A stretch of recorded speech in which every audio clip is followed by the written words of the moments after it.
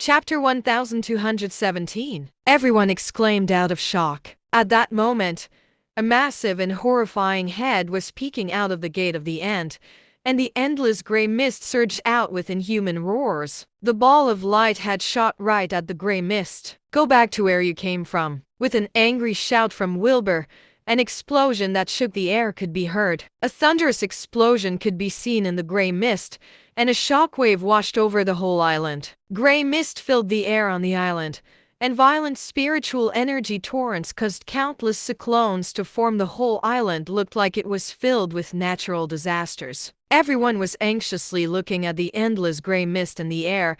They did not know if the King of the End had swallowed Wilbur up or if Wilbur had managed to beat it. Everyone was incredibly anxious. They also knew that it was the time when their fates would be determined. A lot of them even started to pray for Wilbur. At that moment, with an inhuman roar of anger, Wilbur's body slowly descended as he stood in the middle of the plaza. Everyone was stunned for a moment before the plaza erupted into endless cheers. Wilbur had won. The grey mist slowly dissipated, and the grey clouds in the air disappeared as well. The gate of the inn was gone, and the barrier around Millennium Island had been shattered. All of that energy flowed out of the island, causing the seas around the island to turn turbulent. After a short period of emotion, everyone looked at Wilbur standing there. At that moment, he seemed like a god. That was how amazing, majestic, and reverent he seemed. When everyone breathed a sigh of relief, Ferris slowly crawled up from the ground, looking incredibly old on the verge of death. Everyone was shocked. How can he still be alive? At that moment, the tycoon who had been the first to flatter Ferris and mock Wilbur immediately turned around and shouted, "You bastard!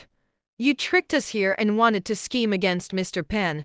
You deserve to be slaughtered." The tycoon spoke with a righteous air to him. At that moment, Ferris let out a shout as he made a pinching motion. The tycoon's hand shattered, and blood exploded out of his chest. He looked at his chest in disbelief as he slowly fell. Everyone was shocked. How was Ferris still so strong? Ferris looked up and tilted his head, saying, "Trevor, how dare you ruin my grand plan? You'll pay with your life." "Can you even manage that?" Wilbur sneered and said. Ferris let out a despicable laugh and said slowly, "You've already used all of your spiritual energy.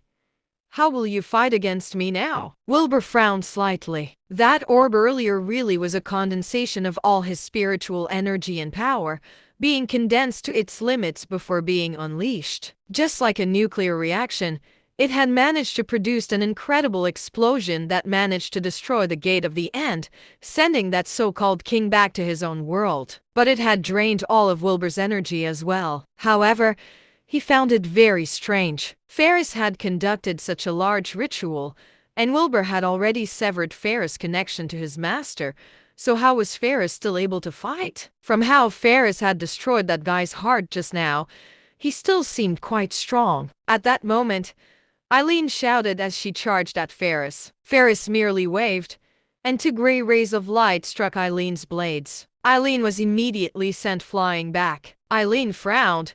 She had used up quite a lot of her spiritual energy against the King of the End earlier and only had enough power to be a normal sanctuary-level expert at that moment. However, Ferris' strength did not seem to have diminished at all.